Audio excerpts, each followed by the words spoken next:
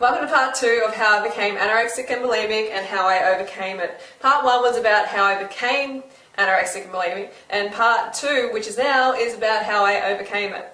So I started working in the gym and everyone around me was pretty into nutrition, and I was too. I was always into nutrition, but I really didn't have a clue about what good nutrition was about. So I found the raw food movement, and I couldn't hardly find any information on the raw food movement at all. I went to libraries, went to bookshops, everything, and there was just hardly anything on it. And if there was, I got it and I devoured it.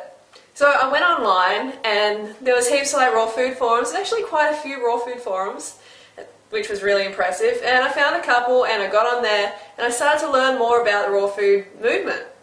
And in the start I was having cacao and high fatty dishes, which for my eating disorder at the time were not good at all. In my mind I was like, this is the way, this is the raw food is definitely the way that I'm going to cure myself of this urge to restrict my calories and to purge. But the high fat version that I'd found just did not feel right. I wasn't feeling that much better than when I was eating a lot of shit. I was starting to feel kind of the same, to be honest, because my carbs were so low. My brain fuel, my carbohydrates were barely there. I was eating these cacao, avocado, creations, which are just full of fat, excitotoxins, neurotoxin, and basically it was leaving me undercarbed and not feeling my best at all. So I'm jumping around with these raw food creations thinking, hey, hang on, this is raw food and I should be feeling really vital, I should be feeling amazing. And I just wasn't getting that. So I looked around further, I'm like, there's got to be something more to this. I know this raw food thing is the answer, but I'm just not getting, the results that I feel I should be. So I searched around. I went to a raw food picnic. There was a girl there. She was eating 10 mangoes in a row. And I was like, she was really glowing. I'm thinking, this sister, she knows what's going on. Something's going on here. What is she doing? So I gave her a raw interrogation. And she just, told me all about Doug Graham. Before that, I'd only heard of Doug Graham via one of the forums, which there was a guy in there and he was totally writing off Doug. He was hating on him big time. And, when people hate on other people like that, that just for no good reason, the guy is promoting fruits and vegetables. Come on, how can you hate on someone like that? When people are hating like that, then I just sort of think, yeah, this person loses all credibility in my eyes. And they're not trying to help anyone, they're just trying to put someone down. So I researched further on Doug Graham because he was talking about Doug Graham. He's going, oh, Doug Graham this, Doug Graham that, he's this and that. I'm like, alright buddy, just put some fruit in that mouth and carb up, will you? So anyway, I looked into Doug Graham and found, the most perfect lifestyle around. He recommended so much fruit, and I was always like, I can't have too much fruit because my candida is going to go crazy, which is totally wrong. It's an excess fat in the bloodstream problem, which I'm going to make a video about, so stay tuned for that. I got a consult with Doug. I went on basically Banana Island for 1 month, and after that I was like, found the holy grail. Woo. Yeah, I did my happy dance. I did my happy dance because I was feeling so vibrant, and for the first time in my life I didn't want to vomit. I didn't want to restrict my calories. I was seeing my skin clear up, I was seeing my eyes clear up, I was seeing my energy just go through the roof. I was basically just feeling like I'm just walking on air. I'm feeling amazing here. There is something in this lifestyle. And basically from then on, I just knew that that was it. I wanted to live the fruity, high-carb lifestyle. And now, I don't feel guilty after eating. I don't feel like I'm eating dairy. I don't want to vomit. I don't want to restrict my calories. I don't have dizzy periods or blood sugar issues at all. I don't have this inability to focus on things and this almost feeling like I'm going to faint all the time, which I had before. I was like a mess. I could hardly focus on anything. And that is not the case now. I've got focus. I am regularly happy for no reason. The urge to binge on crap to the point of pain, gone. Totally gone. And it's all, a lot of people are like, oh, no, eating disorders, they're mental, people have got a psychological problem and rah, rah, rah.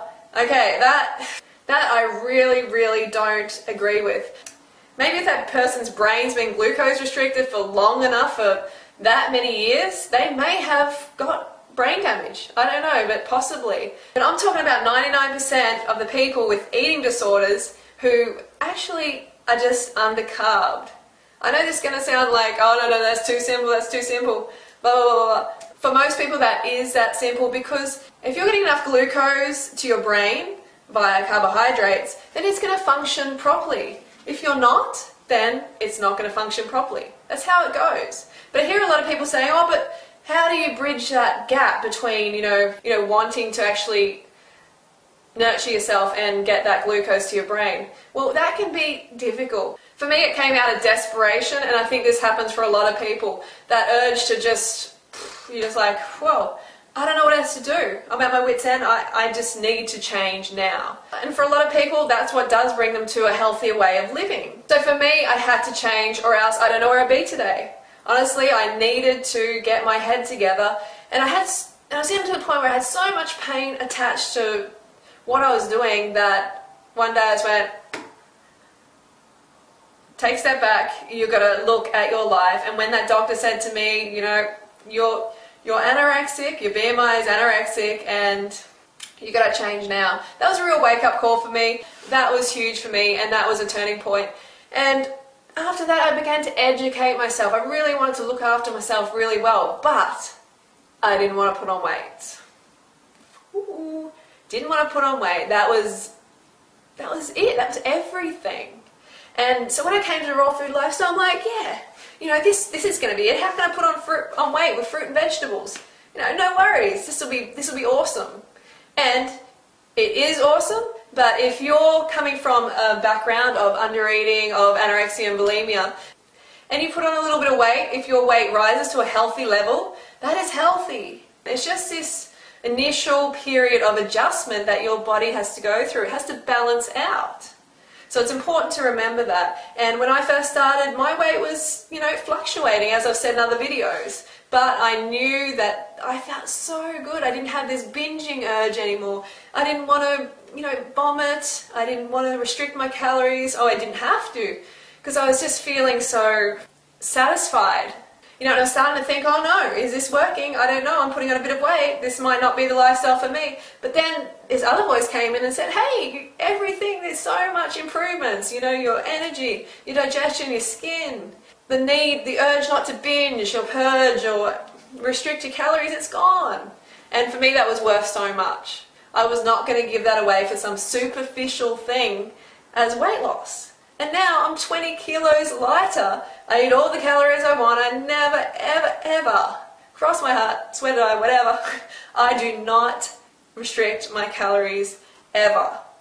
The last time I did it was years and years ago, and God, you know, if you want to live an abundant life, then restricting something, like restricting real food, nature's gifts, fruits and vegetables, then you're not going to get it. Trust me, you're not going to live abundantly.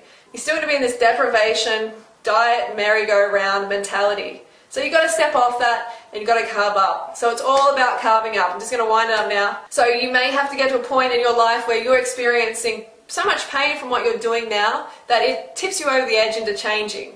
Okay, that's what happened with me, and that's what happens with a lot of people. And then, you know, then educate yourself. Follow people who are thriving on the lifestyle. Follow the high-carb people. The high-carb people are the ones who are happy and energetic and glowing, and you can have that too.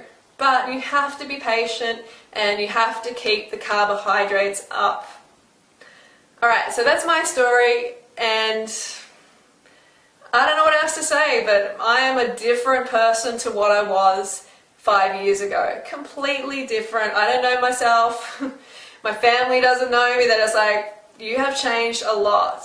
So I've definitely found my happy place. I am eating disorder free, and you too can be as well. Don't hurt yourself.